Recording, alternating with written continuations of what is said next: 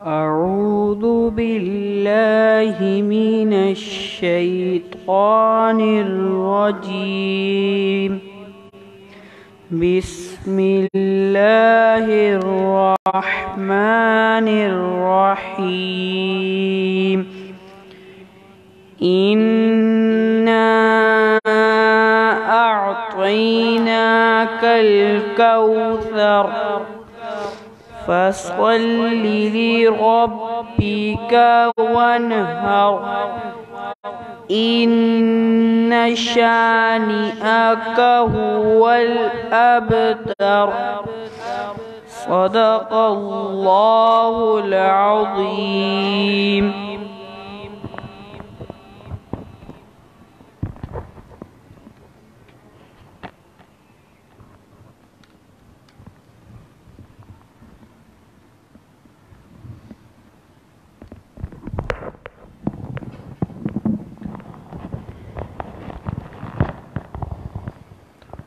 دروازہ کھلا ہو کے وقت بندہ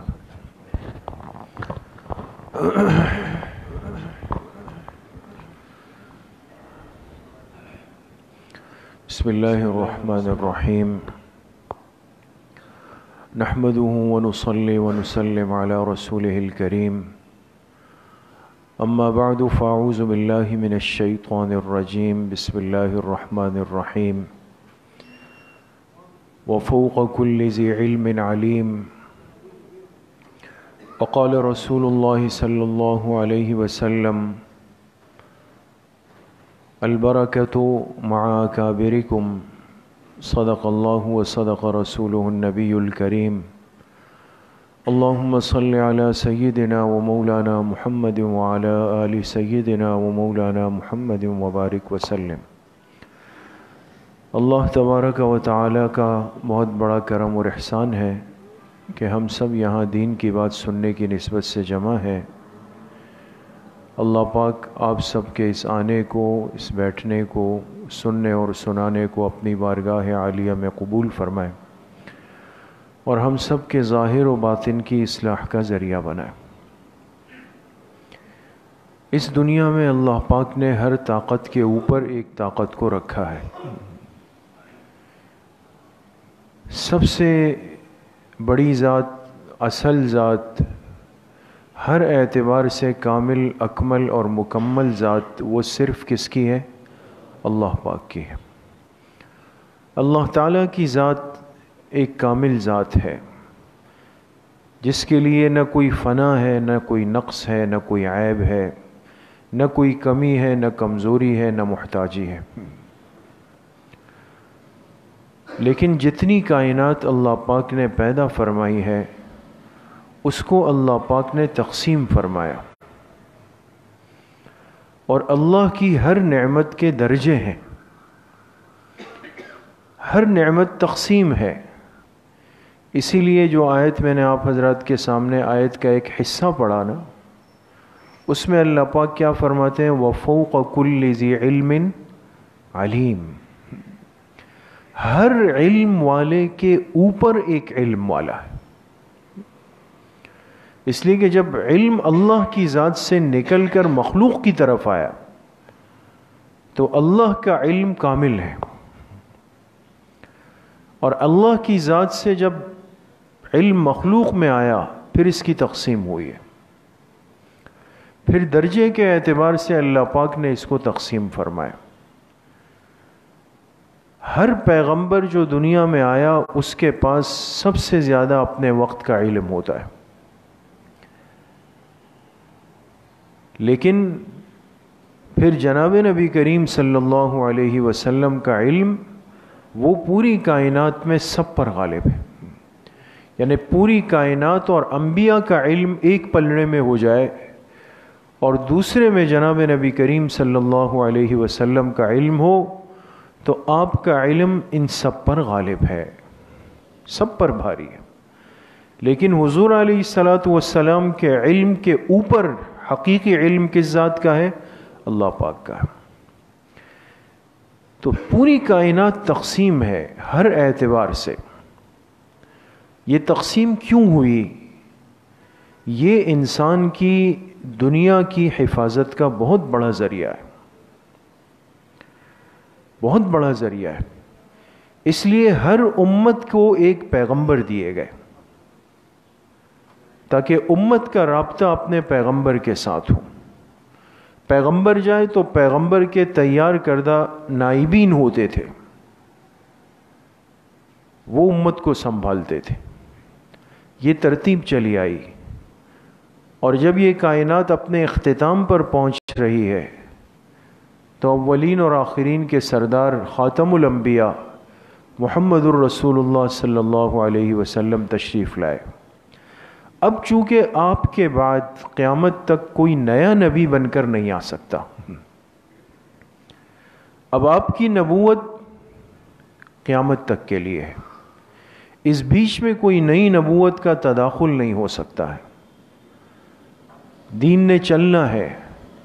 اس لیے آپ علیہ الصلاۃ والسلام کا علم، آپ کی صفات، آپ کے اوصاف، آپ کے اخلاق، آپ کے کردار، آپ کے تمام ظاہر اور باطن کی خوبیاں، وہ اللہ پاک نے اس امت تک منتقل فرمائی صحابہ اکرام رضوان اللہ علیہم اجمعین کے ذریعے سے، صحابہ کے ذریعے سے۔ اس لیے صحابہ کی جماعت کے ہر فرد کو اس امت کی ہدایت کا ذریعہ فرمایا گیا۔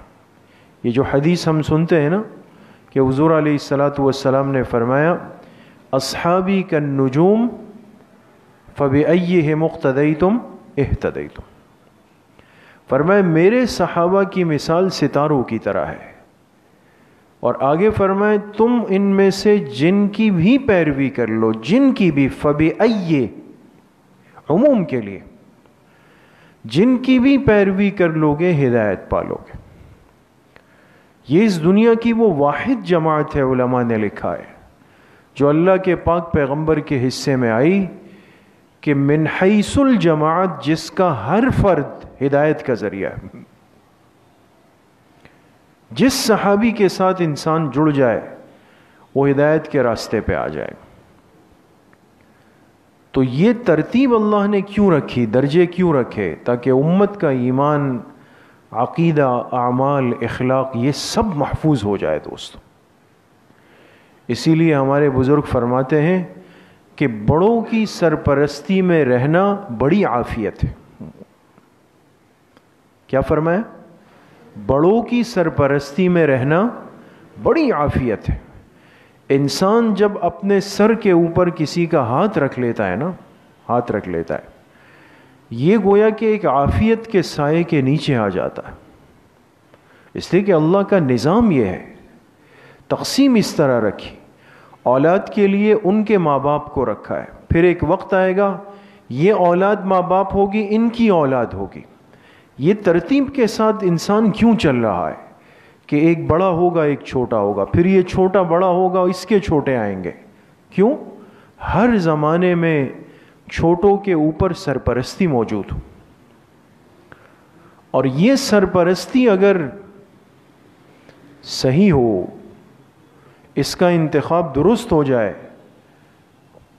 انسان بڑے بڑے فتنوں سے محفوظ ہو جاتا ہے، فتنوں سے محفوظ ہو جاتا ہے۔ اس لیے آج دنیا میں سب سے زیادہ فتنے ہیں، اور فتنوں کا ماحول ہے، فتنوں کی محنت ہے، فتنوں کے لیے آسانیاں پیدا کی گئی، سب چیزیں ان کو دے دی گئی۔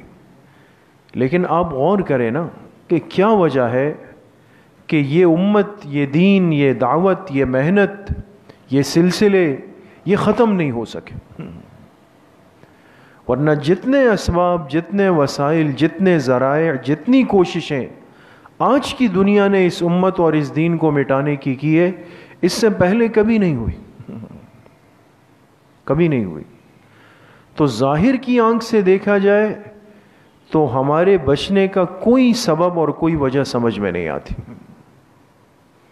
ظاہر میں، لیکن حقیقت یہ ہے کہ اس امت کے پاس ایک سرمایہ ہے، اور وہ ہمارے بڑوں کا، بزرگوں کا، اکابر کا، اہل علم کا وجود ہے۔ ان کا وجود ہونا یہ فتنوں کے لیے بہت بڑا بند ہے، بہت بڑی رکاوٹ ہے دوست۔ ان کی رات کی دعائیں وہ ہمارے لیے ایک حصار ہوتا ہے، ان کا علم، ان کی مجلسیں، ان کی باتیں، ان کے بیانات، ان کا قلم، ان کی تحریریں، ان کا چلنا پھرنا، ان کا حلیہ، ہر چیز باطل کے اوپر ایک طوفان اور آندھی سے کم نہیں ہے دوست۔ اس لیے ہم تو متاثر ہونے والے لوگ ہیں، کتنی جلدی متاثر ہو جاتے ہیں۔ اگر آج میرا ویزا لگ جائے کہ اچانک ہو نہیں سکتا، لیکن اگر ویزا لگ جائے کہ چلے جی آپ کا ویزا لگ گیا، شینجن ویزا لگ گیا، آپ چلے جائیں، یورپ جا سکتے ہیں، آپ جس ملک میں جا سکتے ہیں، تو میں سب سے پہلے کیا کروں گا کہ بھئی یہ تو عجیب ہو گیا، بھئی اس دنیا کا ویزا مجھے مل گیا جہاں لوگ تمنائیں کرتے ہیں، دعائیں مانگتے ہیں، منتیں مانگتے ہیں، لاکھوں روپے خرچ کرتے ہیں۔ تو سب سے پہلے کیا ہوگا، آج کا نوجوان کیا کرے گا، کوشش کرے گا کہ بھئی اب وہاں کا حلیہ بنا لوں۔ ہوتا ہی نہیں ہوتا، اب حلیہ بنا لے گا، یہ لب و لہجہ بنا لے گا، کوشش کرے گا کہ جی میں بات اس طرح کروں کہ واقعی وہ مجھ سے امپریس ہو جائے، متاثر ہو جائے۔ اس قمیص شلوار اس حلیے میں تو جاؤں گا، پتہ نہیں وہ لوگ مجھے کیا سمجھیں گے۔ تو آدھا ایمان تو یہیں پھسل جاتا ہے، صرف ویزے کا کاغذ اور میسج دیکھ کر کے۔ ارے یہ ایک اجتماعی کمزوری عرض کر رہا ہوں، ہم متاثر ہونے والے لوگ ہیں، جبکہ اللہ پاک نے اپنے پیغمبر کو، آخری پیغمبر کو جو دین دے کر بھیجا ہے، یہ وہ دین ہے جو دوسرے پر ہمیشہ اپنا اثر ڈال کے آیا ہے، متاثر نہیں ہوا ہے۔ صحابہ کہاں کہاں تک گئے، آپ نے سنا سیرت کی مجلسوں میں، اسوہ کی مجلسوں میں، تاریخ کی مجلسوں میں، صحابہ کی جماعتیں کہاں تک گئی، دنیا کے بڑے بڑے بادشاہوں کے محلات میں، درباروں میں جا کے ان کے سامنے کھڑی ہو گئی۔ وہ ایسے بادشاہ تھے کہ جن کے ایک اشارے پر لوگوں کے سر قلم ہوتے تھے، لیکن ان درباروں میں یہ صحابہ اکرام داخل ہوئے۔ ایک صحابی کا تذکرہ آتا ہے کہ جب یہ داخل ہونے لگے تو اپنے گدھے پر بیٹھے ہوئے تھے، حمار پہ، تو جب بادشاہ کے محل میں پہنچے تو گدھے سمیت اندر چلے۔ تو اس ساتھی نے کہا اللہ کے بندے، اتنا قیمتی قالین بچھا ہوا ہے یہاں پر، تم نے اپنا گدھا اس پر چلا دیا، وہ لوگ کیا سمجھیں گے؟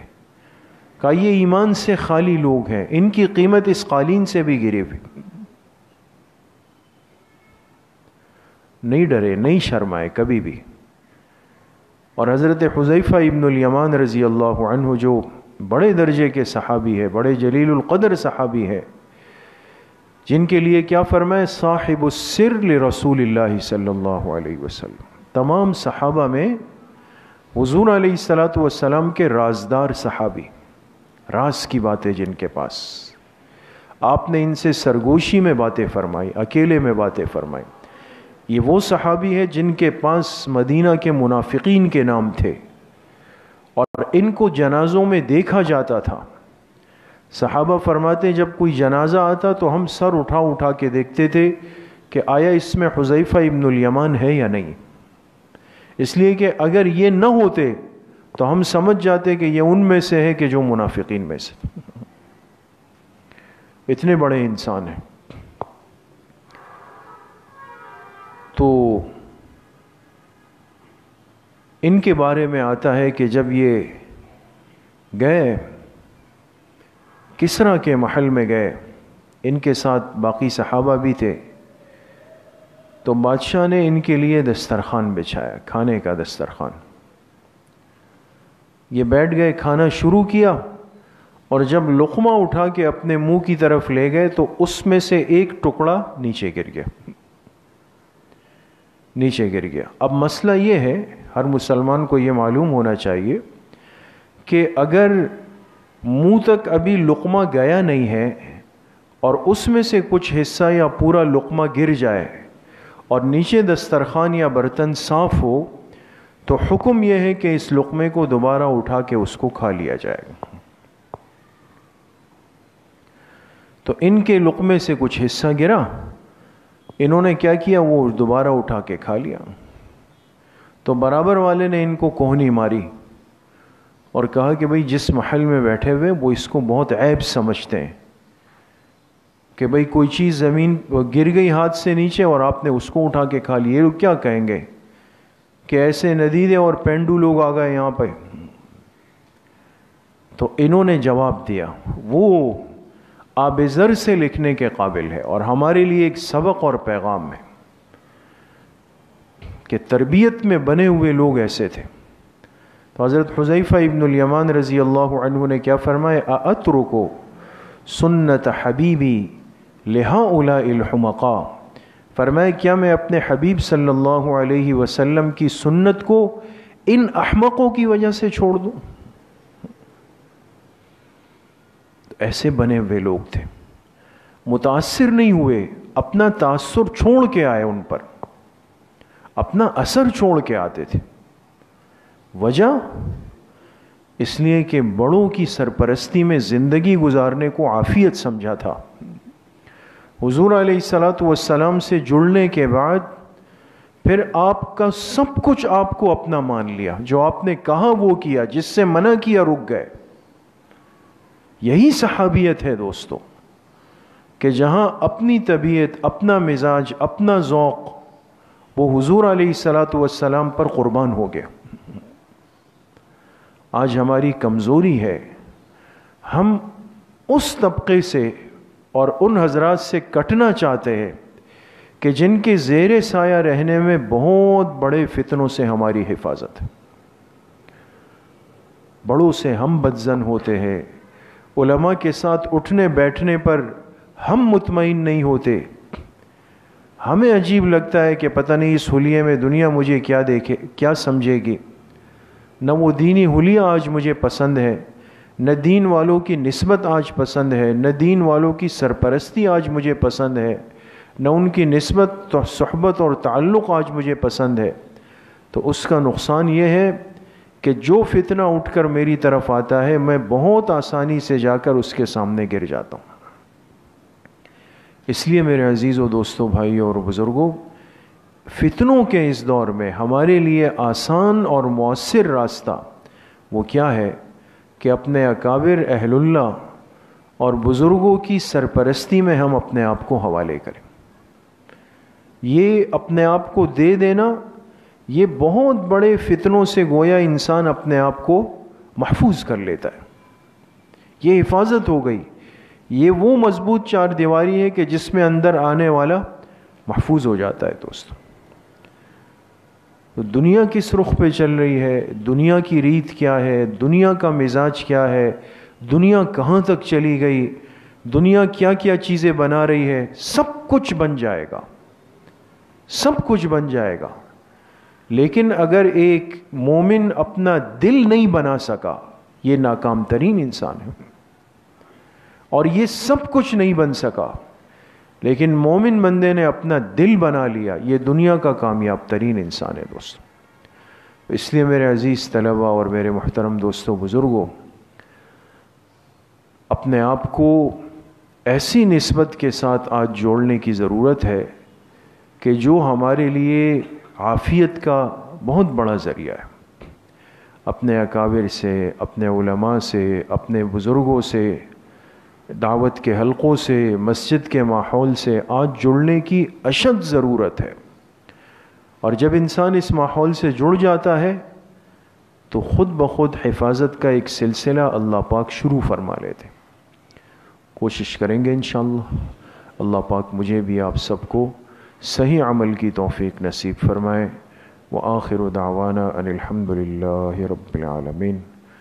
انشاءاللہ کچھ دیر کے لیے ہم بزرگوں کے ختمات پڑھیں گے اور اس کے بعد انشاءاللہ دعا ہوگی. جن ساتھیوں کے پاس ختم خواجگان کے پرچے یا کارڈ ہے وہ نکال لیں, نہیں ہے تو ساتھ ساتھ پڑھتے رہیں. بسم اللہ الرحمن الرحیم. الحمد لله الذي لم يتخذ ولدا ولم يكن له شريك في الملك ولم يكن له ولي من الذل وكبره تكبيرا۔ تمام ساتھی ایک مرتبہ درود شریف پڑھ لیں۔ اللہم صلی علی محمد وعلی آل اللہم بارک علی محمد وعلی آل محمد۔ ایک مرتبہ سورہ فاتحہ پڑھ لیں۔ بسم اللہ الرحمن الرحیم الحمدللہ رب العالمین۔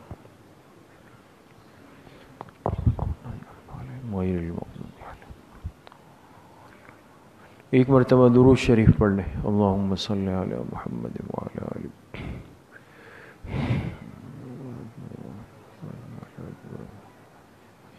ایک مرتبہ سورہ علم نشرح پڑھ لیں۔ بسم اللہ الرحمن الرحیم علم نشرح لک صدرک ووضعنا عنک وزرک الذي انقض ظهرك ورفعنا لك ذكرك فإن مع العسر يسرا إن مع العسر يسرا فإذا فرغت فانصب وإلى ربك فارغب۔ ایک مرتبہ سورہ اخلاص پڑھ لیں۔ بسم اللہ الرحمن الرحیم قل هو اللہ احد اللہ الصمد۔ ایک مرتبہ سورہ فاتحہ پڑھ لیں۔ بسم اللہ الرحمن الرحیم الحمدللہ رب العالمین الرحمن الرحیم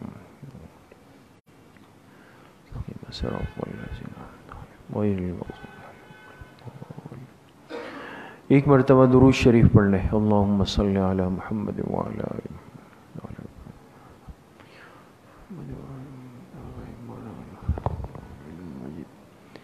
7 مرتبہ پڑھیں۔ اللہم یا قاضی الحاجات اللہم یا قاضی الحاجات۔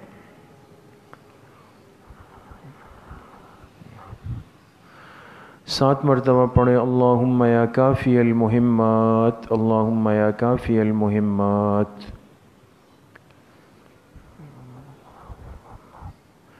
7 مرتبہ پڑھیں۔ اللہم یا دافع البلیات اللہم یا دافع البلیات۔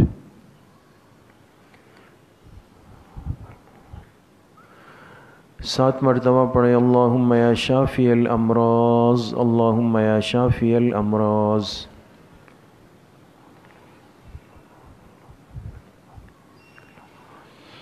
7 مرتبہ پڑھیں۔ اللہم یا رفیع الدرجات اللہم یا رفیع الدرجات۔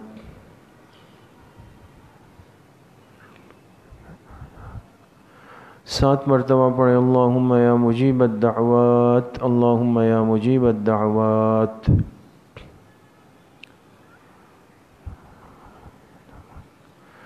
7 مرتبہ پڑھیں۔ اللہم یا ارحم الراحمین اللہم یا ارحم الراحمین۔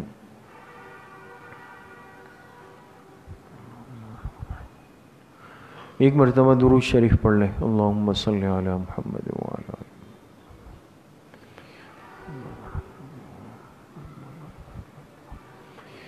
3 مرتبہ پڑھیں۔ حسبنا اللہ ونعم الوکیل حسبنا اللہ ونعم الوکیل۔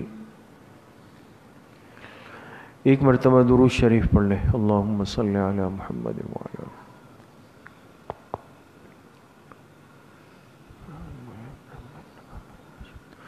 3 مرتبہ پڑھیں۔ یا خفی اللطف ادرکنی بلطفک الخفی یا خفی اللطف ادرکنی بلطفک الخفی۔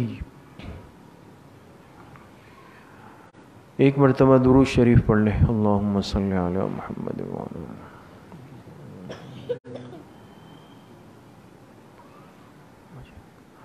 3 مرتبہ پڑھیں۔ لا حول ولا قوة الا باللہ لا حول ولا قوة الا باللہ۔ ایک مرتبہ درود شریف پڑھ لیں۔ اللہم صلی علی محمد۔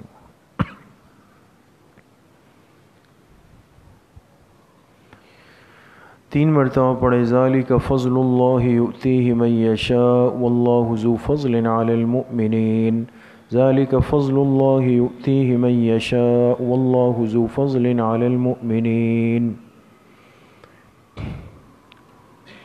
ایک مرتبہ درود شریف پڑھ لیں۔ اللہم صلی علی محمد وعلی آل۔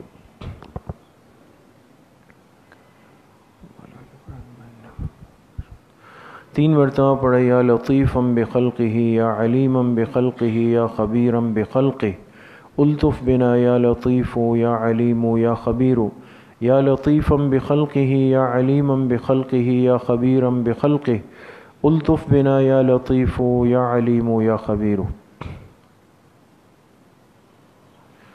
ایک مرتبہ درود شریف پڑھ لیں. اللہم صلی علی محمد.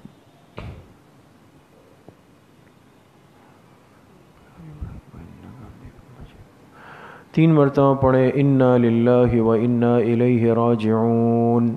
انا للہ و انا الیہ راجعون. ایک مرتبہ درود شریف پڑھ لیں. اللہم صلی علی محمد وعلی.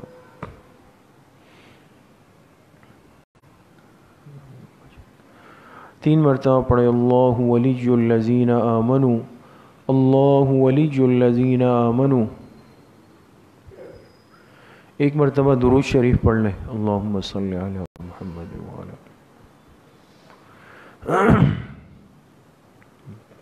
تین مرتبہ پڑھیں واللہ ولی المؤمنین. واللہ ولی المؤمنین. ایک مرتبہ درود شریف پڑھ لیں. اللہم صلی علی محمد وعلی آلہ.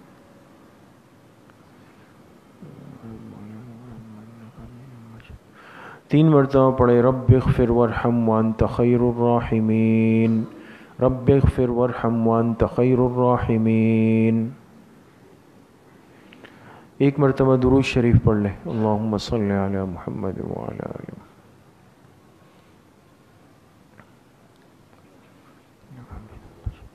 تین مرتبہ پڑھیں یا لطیف یا خبیر یا ودود یا شکور. یا لطیف یا خبیر یا ودود یا شکور. ایک مرتبہ درود شریف پڑھ لیں. اللہم صلی علی محمد وعلی آل محمد کما صلی.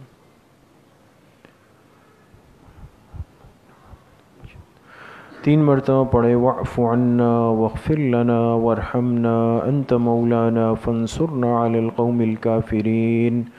واعف عنا واغفر لنا وارحمنا انت مولانا فانصرنا علی القوم الکافرین. ایک مرتبہ درود شریف پڑھ لیں. اللہم صلی علی محمد وعلی آل محمد کما صلیت علی ابراہیم وعلی آل ابراہیم انک حمید مجید. اللہم بارک علی محمد وعلی آل محمد کما بارکت علی ابراہیم وعلی ابراہیم انک حمید مجید.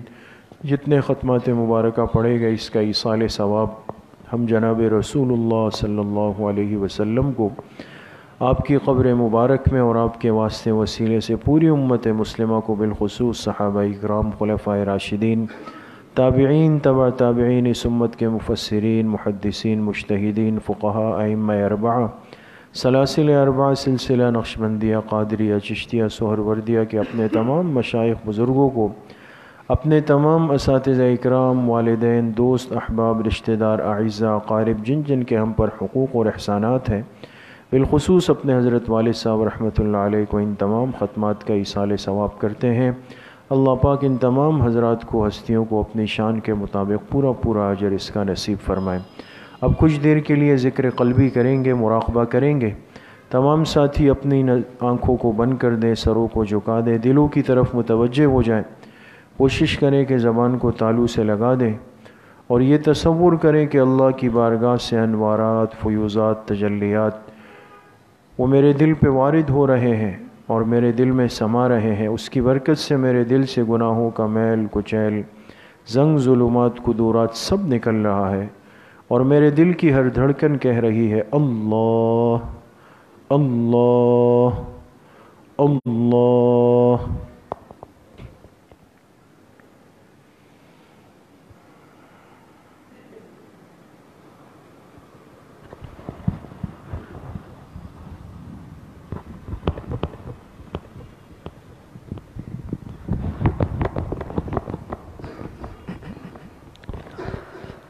اپنے کسی عمل پہ سہارا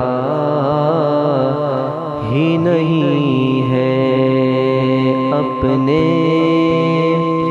کسی عمل پہ سہارا ہی نہیں ہے. توبہ کیے بغیر گزارا ہی نہیں ہے. توبہ توبہ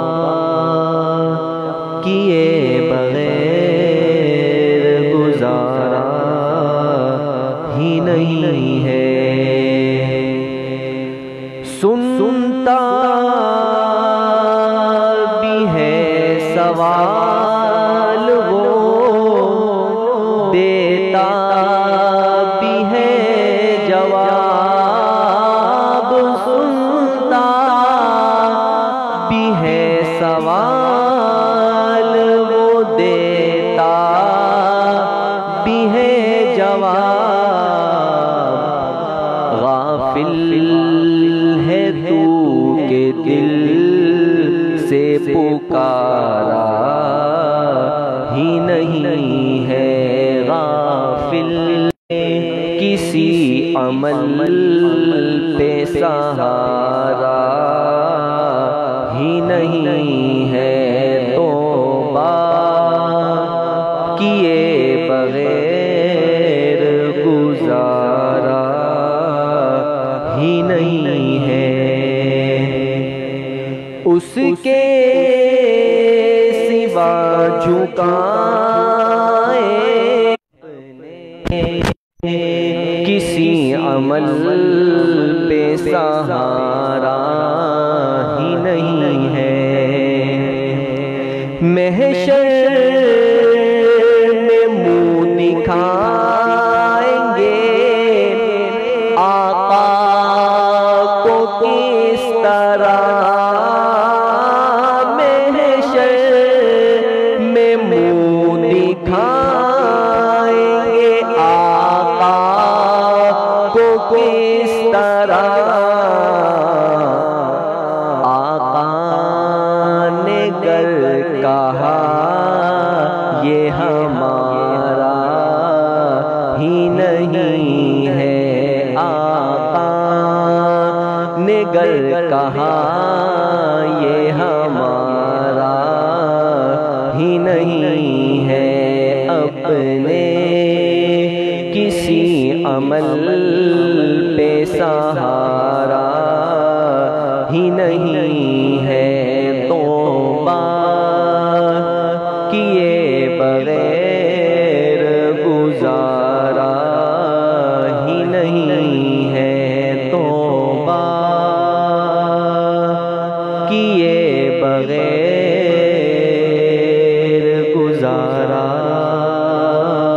ہی نہیں ہے۔